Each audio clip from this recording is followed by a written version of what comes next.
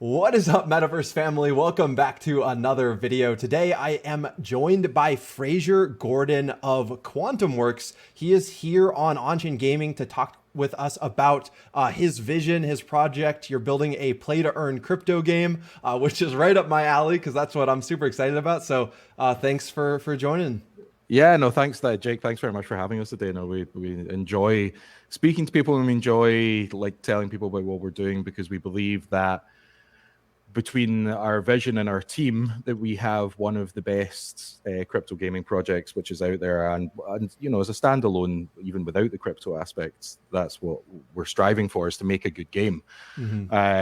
So you know, to give you a run through, in sort of May of this year, we launched our token because in March I'd had the idea of we were playing a lot more games during lockdown, I think, as sort of everyone was, because there was nothing else to do, if we're being completely honest. Yeah. Other than sort of throw a bit of money at some bad crypto projects here and there and hope for the best, and you know, so you're playing a lot more games with your friends. And what happened was, I was looking at, I don't like the way that games in general monetize their systems. And it was like, you know, you would either, like, I play a lot of Apex and I love Apex. It's a great game.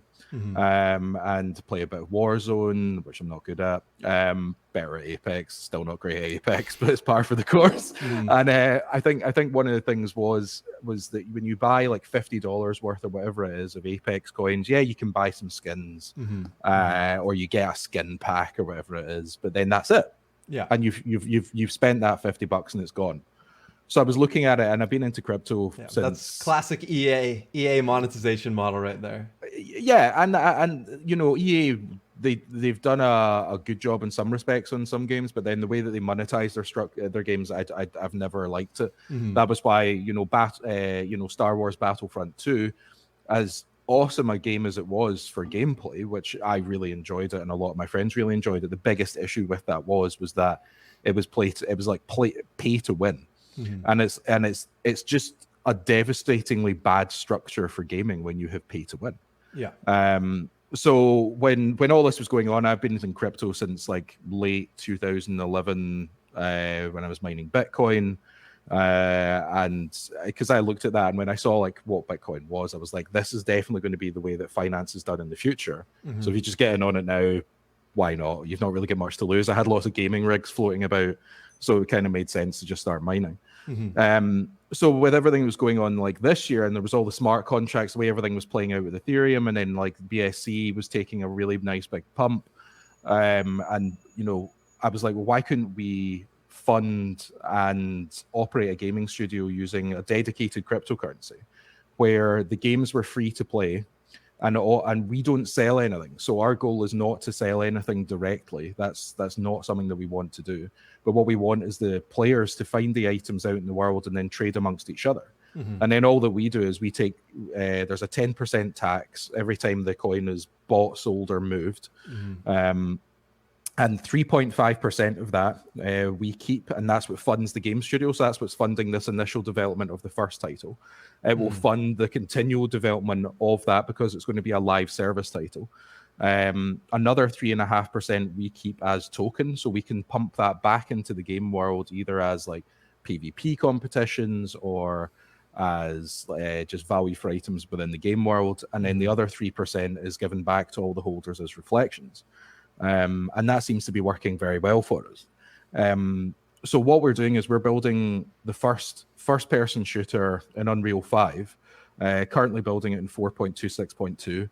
And as soon as 5 actually has a stable build, then we'll move everything over to 5. 5 is beautiful, and you can see some really cool videos of it on YouTube. There's loads of cool demos. But it's inherently, but from a builder's process, from like an actual development process, it's not stable.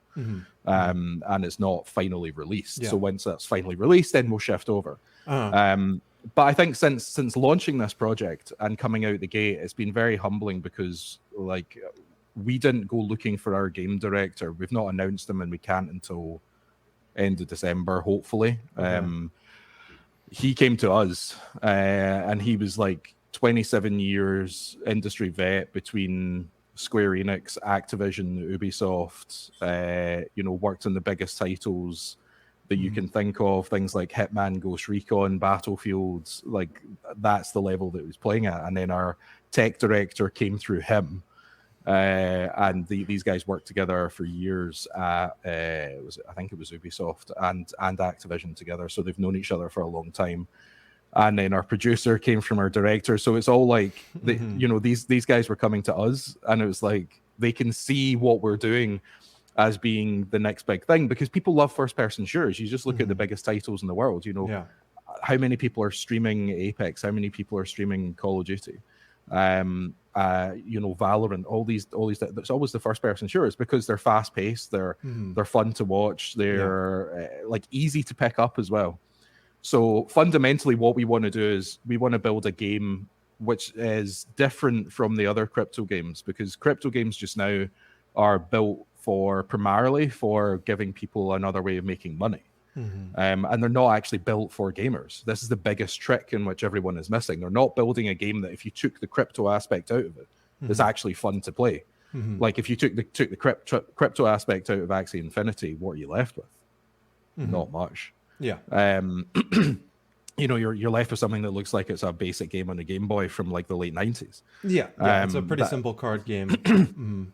Exactly. So ultimately what we are doing is we're building a game that's designed for gamers to adopt first and foremost, that even without the crypto aspect, it's extremely fun to play. And then what we're doing is onboarding the biggest market in the world, you know, from an entertainment standpoint, which is the first-person shooter gaming market, into cryptocurrency, just using a medium that they understand, which is gaming. So you build a game that they enjoy, they come on, and then you just seamlessly integrate them into crypto. So it'll be, for a lot of people, it will be their first foray into crypto, but just using gaming.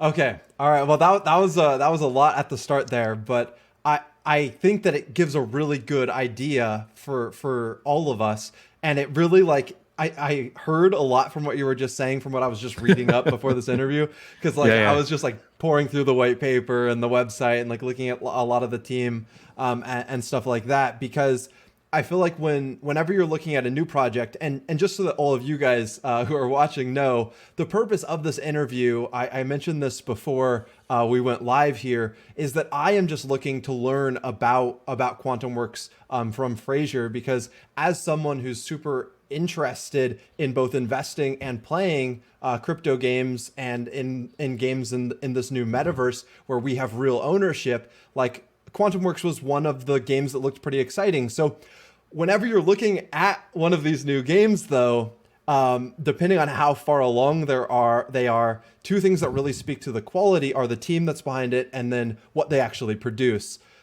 So where you guys are, I feel like you're still pretty early in the stages of like raising funding, building the team, getting the core concept together. Is that a correct assessment? Yeah, we've got this. The senior team is in place and stable. So these are the guys that are making the show happen, and we are working with a couple of games development studios who have been building the biggest titles in the world for the last 10, 12 years. You know, our art team were the ones behind like The Last of Us Part 2, Planet Sides, Uncharted. That's our art team. Our development team, where we're getting our programmers from, they've built some of the biggest titles in the world. Hitman, Ghost Recon, Call of Duty, these titles. That's who's doing the programming side of things. Then we've got our two leads design principals, that's Jason and Magnus, and they have previous experience on like the Halo series, working with Sega, Minecraft. These guys have worked on some really big titles. So we've got, ultimately what we've got is a team of people who are designed and they're trained, and everything they do is to build games. They've got nothing to do with crypto. They don't, to be perfectly honest, most of them don't know anything about crypto. They don't have that background in it. That's where I come in. And being able to take my knowledge and sort of bring the two of them together, that's where it comes in. And that's, I think, what makes us stand out amongst most other crypto games, is that it's not a bunch of programmers who understand crypto who then go out and look for some people to try and help them make a game. It's a bunch of people who make games, Yeah. making a game which has crypto in it. So it's the right way to go about it. Instead of trying to make a game that's just to try and make people money, make a game that's fun.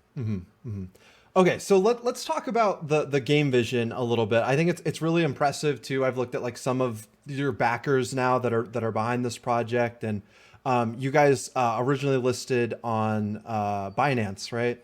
The coin. Yeah. Okay, so let's talk about the game's vision a little bit, because I know that you mentioned Apex Legends and you really like Apex Legends, and I've played that game. But for someone who's never played, what kind of is like a looter shooter / battle royale? What are you guys trying to build here? And then how does the crypto economy kind of play into that and work really well into that game genre? Okay, cool. So like if you took, let's just say, if you take something like Apex Legends, if you were to try and build an amalgamation of what we're aiming for here, if you took like the sci-fi feel and elements of Destiny or Destiny 2, combined it with the sort of the fast-paced feel of Apex, and the I need to get in, get out feel of Tarkov, that's pretty much where we're at. So it's taking all of these amazing elements and just creating this completely unique feel. Like the term that we're coining is like extraction royale, because essentially what's happening is you're coming into this map, into this area, and it's entirely down to you how you play it. So it's not like, if you think about your usual battle royales, you land on a map, the circle gets smaller, pushes you together, and then it's one person wins. That's not how this works. So let's say there's 20 teams go into a map, and then none of them could be there for the same reasons. So in Apex, what you're doing is you're trying to be the last team standing. But in this scenario, you could be in there to try and find a certain blueprint that you're looking for to make a piece of make a weapon. I played Tarkov. So I bought the game, and then I spent an entire month almost entirely playing the game. I just lost my whole real life, and I had to stop playing entirely because I just got way too addicted to it. And I thought to myself, thank goodness that this game is not on the blockchain, because if it was, and like all of there was like a $1 million, it's like some computer part that I would go try to collect in one of the maps. If that was actually on chain, an NFT that I could sell for real cryptocurrency that could actually pay my rent and stuff, like I might lose several years to this game at minimum, is what I thought to myself. Like what we're trying to do is build a game, like I said, that's ultimately fun first. Like you want to go and actually play the game. Yeah. And if as I was saying, when you think about the way that the game works, I could decide that I want to jump into a map just to go and wreck people, because that might be what I enjoy, and then steal a bit of loot from them. Yeah. Or I could go into the map specifically to find a bit of loot, or I could be going into a map to mine for something, or I could be going in to kill some monsters because I need to get something that the monsters have on them. Everyone's in there for a different reason, but they're in this one big sandbox together. Yeah. And the longer that you stay in the map, the more dangerous it becomes. But the further you push in, the more dangerous it becomes. You could stay on the fringe, on the outskirts of the map, and it's like a safer place to be. If you go right into the middle, you're going to find much harder AI. You're going to run into players more frequently, all these different things. And then you have to get back out. So like the further you go in, you got to come back the way.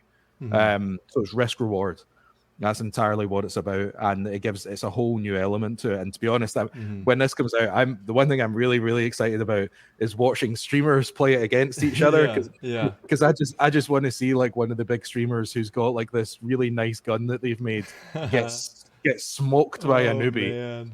And then the newbie steal his gun and then sell it in the marketplace. That's what I'm really looking forward to. Yeah, if it's anything like Tarkov, some of these guns are gonna be worth like actual thousands of dollars in real dollars.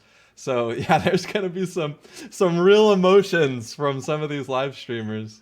Oh yeah. I'm fully expecting to see what do you remember when like the Wii came out and and people were like raging and just like launching a remote? Like I'm fully expecting to see at least one or two streams where that happens. The funny thing is, like, whatever computer they destroy or something is like not even going to be close to worth as much as the gun they just lost. Yeah.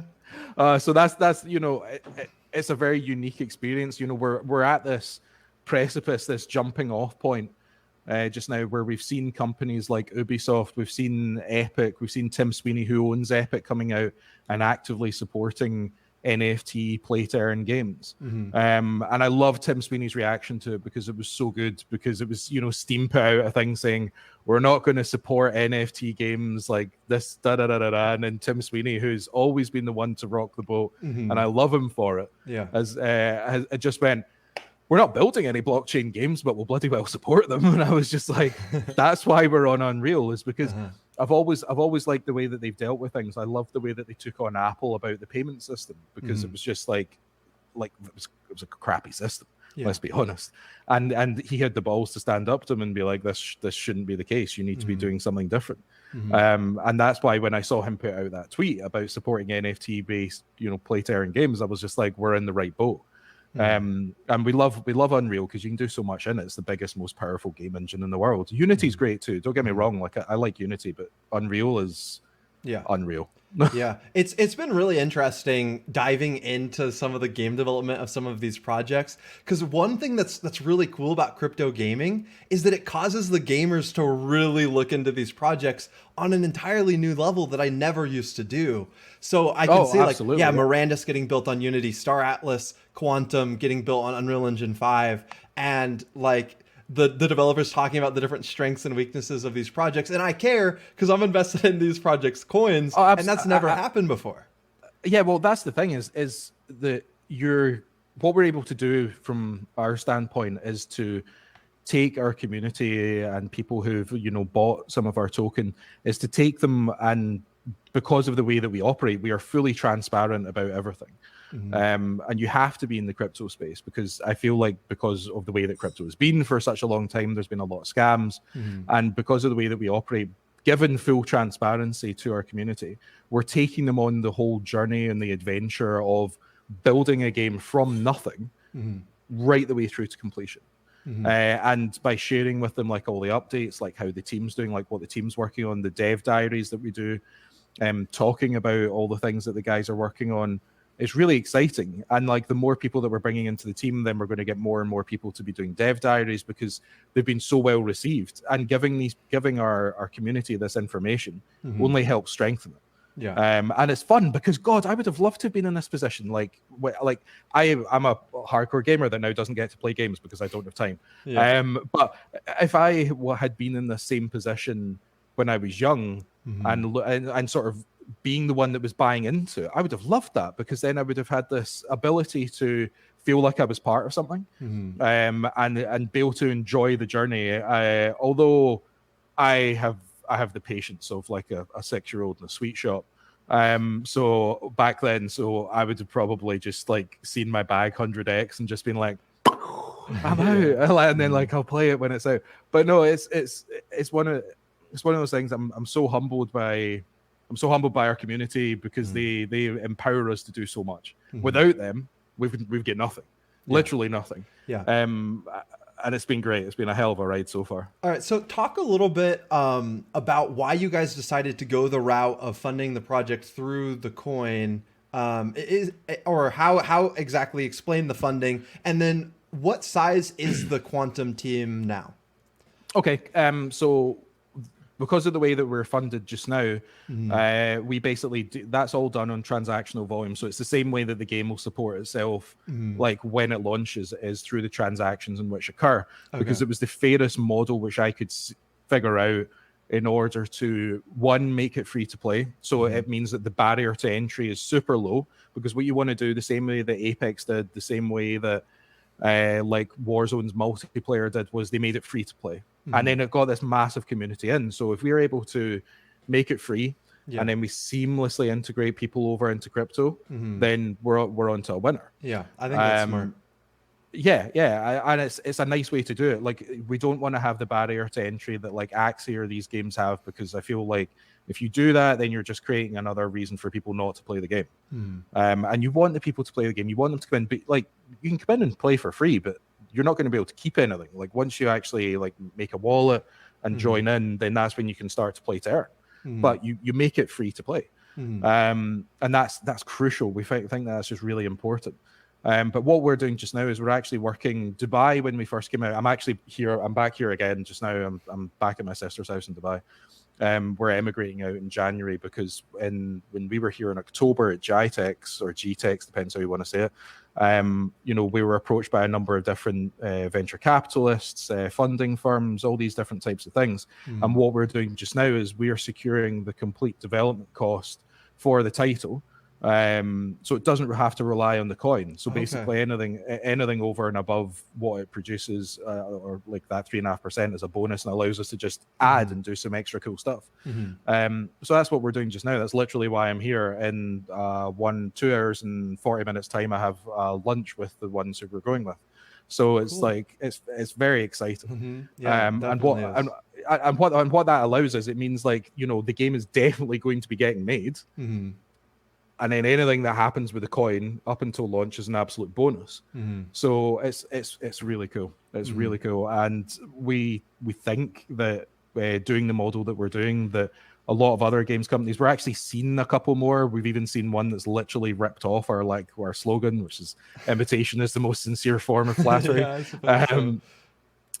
But more people are looking at it. More people are looking at blockchain games, and I feel it's the natural progression. I feel like the two of them are sort of kind of meant to go together, hand in hand. All right, cool. So how big is the Quantum team now, and like how do you see it scaling throughout next year, 2022?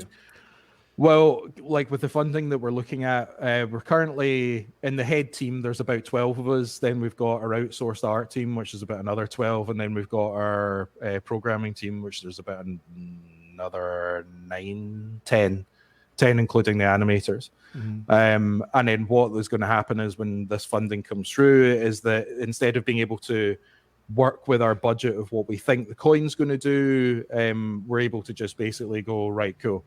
We need another 50 people, which we have everything planned out for the exact amount of time that these people need in order to create the sections in which they need, and then like who are we switching into the team at this next section, and then what are these people originally going to be doing? They're going to be working on something else. So there's all these different things, and we've got all of that planned out because our producer has produced something which is absolutely godlike. Like, I love an Excel spreadsheet, right? I love an Excel spreadsheet. What this guy produced was just like a work of art. And it's lovely to see it, but it's the structure and everything. If you want to create a title like we're creating, you need to have that structure in place. You need to have that background in order to be able to make these things, and have worked on some of the biggest projects, and he knocked out of the park. I remember when he first showed me it, and I was like, damn. I was like, I'm very impressed right now. So yeah, it's the team's just going to be growing rapidly over the next 6 months, even regardless, because our coin's been doing very well, which means our trade volume's up, which means we've got more money to spend on development. And all we're doing is just increasing the team size all the time. We're employing more people direct in-house. We just took on another writer. We're about to take on a few more animators. It's constantly growing.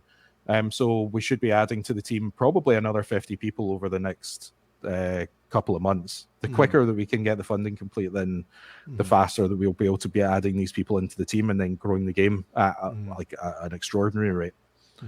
Because the thing with AAA games is big games like this, they take a lot of time to make, and people don't realize that. Because one of the things with crypto, and especially some crypto games, is they overpromise and underdeliver. So it's managing expectations. If you manage people's expectations correctly and you're transparent about what you do, the length of time in which it takes to create, then you'll be fine. But if you say to people, cool, we're going to create a beta for a game and 6 months after you launch the token, it's not accurate and it's disingenuous. You need to be honest, because AAA games take years. They don't take months. That makes sense. Okay, so talk a little bit more about the tokenomics of the Project Quantum token, which is QBIT, correct? Yeah, QBIT is a QBIT, as we call it. So fully diluted, there's a trillion token max supply. How is that getting distributed, or how does? So we've currently got around 25% of that out there being traded. The remainder of it is locked up. 12% of it in total is like for the main team, everyone who's involved in it at launch, etc. And that's all locked up for years. You can look at it in Unicrypt, like we can't touch it or do anything with it. And even if it was unlocked, I wouldn't sell it because it's kind of like, we actually said in our white paper originally that what we could do is sell 50% of the token that we take into the Game World wallet to help fund development. I have not sold one coin of it. Nice. because one of the things is like, we've seen it with other projects, is that in order to fund themselves, they just take in this tax, but they take it in their token, and then they've got to sell it back onto the market, and then it dumps the price. And I feel like that's a bit of a dick move. So I've never sold any of the token, and I can't see us doing it because I don't like the idea of it. You know, yes, the additional money would be great, but no, I don't want to do that. So just now the way that it works is we've got that 25% out there being traded. The rest of it is locked up. There's big portions of it which are assigned to external investment. So if we have an external investor who wants to come on and buy like 15% of the token, they can do that like OTC. And then what we do is we pump that into the liquidity pool and balance it all out. And then the remainder of it is there to literally stabilize the economy in the game. Because if you think of the number of transactions, let's say we've got a player base of 100,000 people to sort of launch with. You know, our community just now is standing around, you know, the 30,000 mark. So let's say we come to launch, we've got 100,000 player base. The number of transactions being done per second, we need to be able to account for inflation. So it's literally like economy designing. So we have all of this extra token there to like help reduce price or to do certain things with to balance the economy out. And if we don't end up using it, we'll probably just burn it. But we burn, we burn 10 billion. Well, sorry, we just distribute 5 billion as airdrops every month for the first 12 months to all of our diamond handlers. And then the other 5 billion we burn. So last month we burned like $2 million worth of token, which was kind of horrible, but it's part and parcel of the process. So literally, it's the way that we operate. And the way that we fund the studio and the development is with that 10% tax that I mentioned earlier. And that's on every buy and sell transaction, but 3% of that's reflections. 3.5% we hold as token, which I said that we could sell 50%, but I can't bring myself to do it. And the other 3.5 is done on what's called a swap and liquefy call. So when it hits a certain amount of token, it just automatically swap and liquefies it, but it doesn't affect the chart. So it's a nice way of doing it. And it's a clean way of doing it without affecting the price of the coin in order to finance what we're doing. Okay, so I want to get a little bit more into your roadmap, but first, Fraser, can you give me just like a little bit more information on your background? Like, what have you started before this? What gave you the confidence to be like, yeah, like I'm the person to get this concept done and made and actually like make all of this happen in reality? Like, that's a lot of pressure. Yeah, well, the thing is, I kind of thrive under pressure. I'm fine if there's pressure. If I've not got pressure, then I'm slow to react. So I prefer working in that.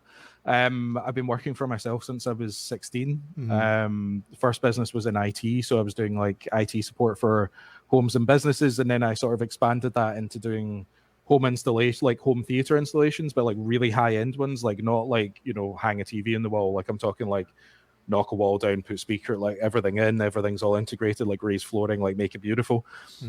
Sold that when I was 19, right before the market collapse in 2009, which was kind of pretty well timed. And then I took a little bit of time out, and then I started working for someone doing their IT. It's the only time in my life I've actually worked for someone as an employee, and that was the worst idea I've ever had. I can't work for people, I can work with them. I just can't work for people. It just ends up in a disaster. So then I've always been passionate about photography and film, and I picked up a camera, and then 6 months later I was shooting the studios and the media for Porsche, and then I ended up picking up an agent and doing predominantly automotive stuff all over the world. And that was a lot of fun. And then that got me into more television work. So then I started working on TV and film. Jamie, who's our lead world builder, I've known him since I was 9. He's a film and TV director, like very accomplished. and I've done a bit of work with him, with his dad, who's also a TV and film director. But that whole family is just this creative unit. And surrounding myself with these people, and then once when I was doing that, one of the things I'd always wanted to do was have a range of car care products, which I've just sold that off. My friend's taken that on now, but I designed a whole range of car care products from scratch. I taught myself industrial chemistry over a 2-year period, which was very successful. We sold them all over the world. COVID hit us, and we took a bit of a hit. So then when that was all going on, that's when I came up with the idea for this, because I've always been into crypto. I've always been mining it. I've always looked at it as being the future. And then I was like, well, I love games. Like, this is what I've always wanted to build a game. And Mag, who's Jamie's brother, who's our lead principal, I've known him since he was 2 years old. And I've seen what he's worked on. And, he was quiet when it came to COVID. And, I approached him with this complete lunacy idea of, how can this could actually be a thing. And I remember the conversation, because the initial conversation, Jamie was there, and I said, I've got this great idea, we should build this game. And my original thought was let's build Ready Player One, and it will be fantastic, and everyone will come. And Mag just looked at me and just went, nope, no, you're insane, it's not going to happen. Because I didn't have the full, I didn't have the game knowledge, the game background that Mag has. And Jamie's worked in games as well. He's done some stuff with Sony. So they understand that process. I understand the business process, and I understand the crypto aspect. Like that's my bag. Their bag is how you put the game together. And that's where you get everyone with their separate parts of knowledge, and then that creates a team.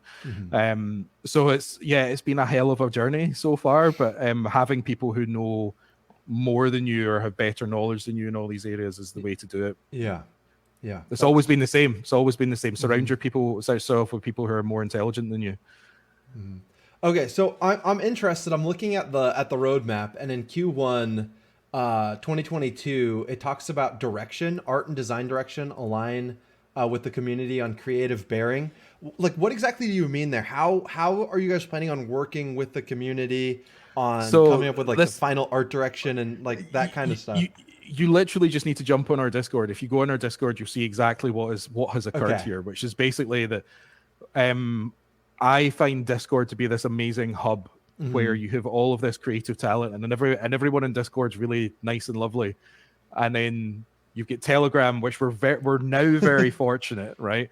Because our Telegram used to just be full of moon boys asking when Lambo, but now we have this amazing Telegram community who are able to do they're phenomenal, and it's so well run. Our admin team do such a good job. Right. And it's I'll believe that when I see it. No, so you should check it out. I feel like they're waiting there. They can literally see when someone types WEN, and then they're just man, gone.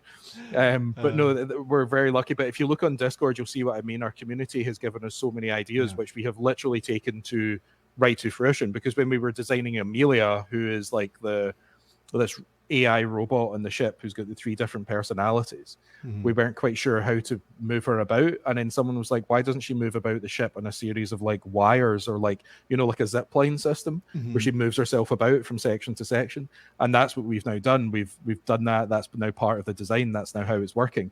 We had a member of the community, if you look at him on Discord, his username's Relinquished. And he started writing lore to go along with some of the other lore that was being written by the community, and it wasn't just good, it was exceptional. So we've hired him. He's now a writer for us, which is really cool. So what we're trying to do is find talent from within the community and take people's ideas in order to build a better product. Because I'm a massive believer in if you've got this huge community pool, essentially what you've got is this huge talent pool, this huge pool of ideas. And if you ignored that, you would be stupid to ignore it. Because you've got all these different ideas. And they're not all of them are going to be good. That's never the case. But some of them are going to be gold. And all you have to do is read it. And then that way you're bringing the community even more so on the journey with you than you were before. Yeah. So guys, just so you know, I think we're going to have a link to the Discord top line of the video description. So definitely join the Discord and participate in that, because that sounds really cool. And one of the really cool things about, I feel like, a lot of these metaverse projects or crypto gaming projects is that they seem a lot more receptive to listen to community feedback and to actually build a game that the community is passionate about. Whereas I feel like the last generation of game studios, a lot less of that. Yeah. Oh, absolutely. The thing is, like the loot boxes, like none of us want loot boxes. Like, why would we ever want a loot box? It's like it's straight up gambling. That's what it is. Like you're paying for something, you don't know what's inside, and then you open it up and you're like, oh, that was full of rubbish. Like it's just it's crazy. Yeah. But then if you listen to your community, if you listen to what the people are saying to you, you will build a product that they want. And if you're building a product that they want, then they're going to be a product that they're going to play. It's going to be a product that they're wanting to spend money on. Like, it makes complete sense to do that. Ignoring your community or building something that you just want to build is not the way to do it. Not in the slightest. All right. So is there anything specifically with Quantumworks that we should be looking out for in the near future that my community should be excited about? Yeah, well, like I have this fun lunch today, which I mentioned earlier, so that hopefully we'll be putting out some information about what's going on that side of things. Could be an exciting news story there. Just a little, which is going to be good fun. And then we've got that news story could actually come out before this interview drops, so we'll see. That's possible. That is possible. We've actually got two big meetings coming up with one who's one of the biggest game publishing and development houses in the world, who've reached out to us, which is exceptionally cool because they've made some of the best games that I've ever played. So that's pretty exciting. And we've got a meeting with a what I can only describe as a tech giant, who are one of the biggest companies in the world, by like not by gaming standards, but by like just sheer volume of what they do. And I didn't actually realize, but they actually fund quite a lot of game development, which is pretty cool. So we've got a meeting with them this week coming up. We'll be announcing new team members, we'll be releasing new art and new concepts all the time. We're working on a cinematic trailer just now, to sort of give more of a feel of like what gameplay will be like. But from like a sort of a cinematic standpoint, not in game footage. We've done that already. We're releasing another run through, which is like so essentially a player's character is called a seeker, and they all wear like an exoskeleton, and then on top of that exoskeleton, that's where you put on all your stuff. So we're basically showing like in-game footage from like early pre-alpha, where it's like a light seeker, a medium, and a heavy, to show the differences and like how that feels as a character, and the different things that allows you to do. You know, a light seeker is able to jump higher or climb to higher points or do these things. A heavy seeker can take more damage. You know, you access lower areas of the map. They're more of a tank. A medium's a bit of a balance between the two. You know, they've all got different things which allow them to do it, but that is what, you know, the player determines. So that's what we're doing, is we're showing a video of that coming out soon. So yeah, there's a lot of stuff happening, and it's getting faster all the time because production's getting faster, which means we've constantly got more to put out, which is it's good fun. I'm enjoying it. That's really exciting, and honestly, like, to be in your spot right now with so much in the works, it must be just a super exciting time. And I think just in the whole crypto space, it's crazy exciting for on-chain gaming as well. Do you guys have any plans to bring any YouTubers on as advisors or on marketing or something? Yeah. Well, shameless question here at the end of the interview. we work closely with a few YouTubers. Like I don't know if you mind me mentioning a couple of them. Yeah, go for it. I'm down to support everyone. Like Tyler Hill has been a massive supporter of what we've done, and he's just like one of the nicest guys you'll ever speak to. So like, see if you ever get a moment, I'll put the two of you in touch, because Tyler's just cool. Like, I like Tyler. Awesome. And there's like a few other YouTubers who we've worked with, and we only like working with good people. That's the thing. It's like anything. If you enjoy the people that you work with, then you'll enjoy your work. You'll make a better product. It's something that people will enjoy watching. So yeah, we are working with YouTubers, and we're down to work with anyone. So yeah, I suppose we get the answer to your question. So cool. Cool. All right. Well, But thank you so much for joining me on this interview to tell the on-chain gaming community Thanks about for staying up late. Quantumworks. This is really cool. Guys, definitely follow Quantumworks on all their socials, which will be linked in the description, and 100% join their Discord. And I guess their Telegram as well is pretty good. I personally don't have Telegram. There's just too much spam on it. But yeah, exactly. See, if I could get away with it, if I could just put Telegram in the bin and set it on fire and never look at it again, I would quite happily do so. But unfortunately, in the crypto space, it's like kind of one of those necessary evils. Yeah. We've turned down a couple projects because they only have Telegrams. It's like, I don't want to do it. You can't only have Telegram. That's just lethal. Like, yeah. Discord's a much nicer place to be, especially if you're a gamer or you're in the gaming community. You'll know Discord. It's familiar. It's a lovely place to work with. Our community in Discord is brilliant. So yeah, definitely check out the Discord and jump on there. We'll do. And I'm also definitely gonna be picking up some QBIT. Because I like what you guys are building, and I like you, and I think that there's a very high chance of success here. So I definitely want to help support you guys where I can. So thank you everyone for watching. If you enjoyed this video, leave a big thumbs up, as it'll help us out in the algorithm and get the video recommended to more people. And then if you're not subscribed yet, make sure to subscribe for future interviews with the movers and shakers in the metaverse space. And until next time, everyone, have fun roaming the metaverse.